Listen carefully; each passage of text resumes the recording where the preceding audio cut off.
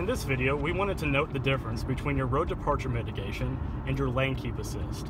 Your road departure mitigation uses sensors on the car in order to keep you within your lane just to slight degrees, just in case you ever get distracted on the road. If you go off into a different lane, you will see an alert come up on your screen and also a mild adjustment on your steering wheel with an instruction to put your hands safely back on the wheel.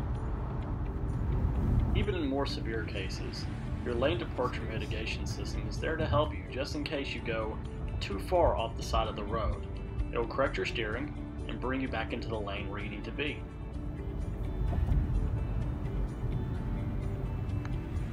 While your lane departure mitigation can handle more extreme cases, your lane keep assist is there for when you're in cruise control and you just need minor helps.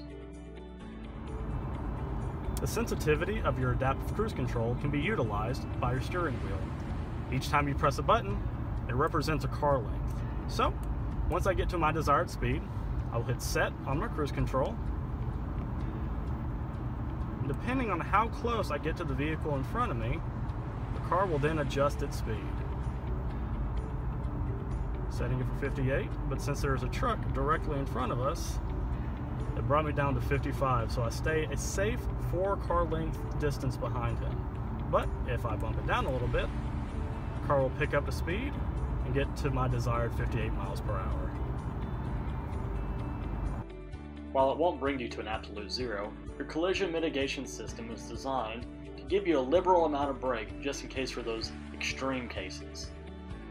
The car will detect the danger, apply the brake, but will relent as soon as it realizes that you're back in control. At any time, these features can be turned on and off using the screen behind the steering wheel. Use the wheel to select your specific system, and then click the wheel to select whether it's on or off.